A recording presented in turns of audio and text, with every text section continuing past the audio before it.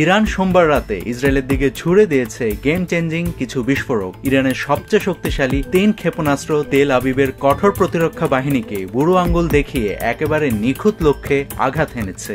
এই হামলা চালানো হয়েছে ইসরায়েলের হাইফা, তেল আবিব এবং জেরুজালেমকে লক্ষ্য করে। ক্ষেপণাস্ত্রগুলো ইহুদি দেশটির উত্তরাঞ্চলীয় শহর হাইফার একটি বিদ্যুৎ কেন্দ্র একেবারে গুড়িয়ে দিয়েছে। রাতভর এই ক্ষেপণাস্ত্র হামলায় ইসরায়েলের 5 জন নিহত হয়েছে বলে জানিয়েছে দেশটির জাতীয় জরুরি সেবা সংস্থা। অন্যদিকে শুক্রবার থেকে শুরু হওয়া এই যুদ্ধে এখন পর্যন্ত 20 ইসরায়েলি নিহত হওয়ার খবর নিশ্চিত হয়েছে।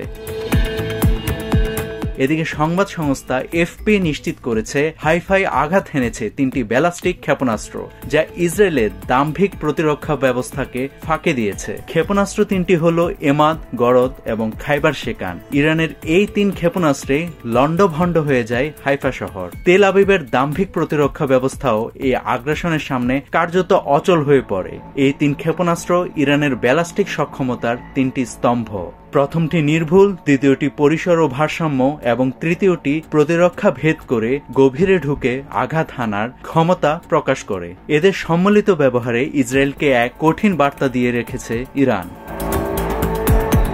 ইরানের প্রথম নির্ভুল ব্যালিস্টিক মিসাইল এমাদ 2015 সালে সেনাবাহিনীর হাতে তুলে দেওয়া এই মিসাইলের রেঞ্জ 1700 কিলোমিটার, ওজন 1750 কেজি, দৈর্ঘ্য 15.5 মিটার। সবচেয়ে চমকপ্রদ ব্যাপার হচ্ছে এটি লক্ষ্যবস্তুর দিকে শেষ মুহূর্ত পর্যন্ত নিজের গতিপথ নিয়ন্ত্রণ করতে পারে। এমাদ এখন ইরানের কৌশলগত অস্ত্র ভাণ্ডারে সবচেয়ে নির্ভরযোগ্য নাম।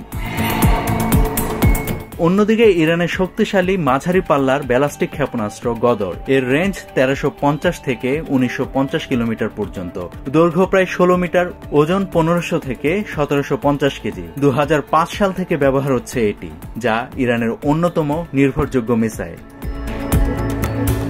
ইরানের আকাশের প্রতিরক্ষা ব্যবস্থা ভেদ করে ইসরায়েলের আকাশ প্রতিরক্ষা ব্যবস্থা ভেদ করতে খাইবার শেকান ক্ষেপণাস্ত্রটিও ব্যবহার করেছে ইরান। এই অত্যাধুনিক ব্যালিস্টিক ক্ষেপণাস্ত্রের রেঞ্জ 1450 কিলোমিটার। ডিজাইন করা হয়েছে দ্রুত প্রস্তুতি ও উৎক্ষেপণের উপযোগী করে।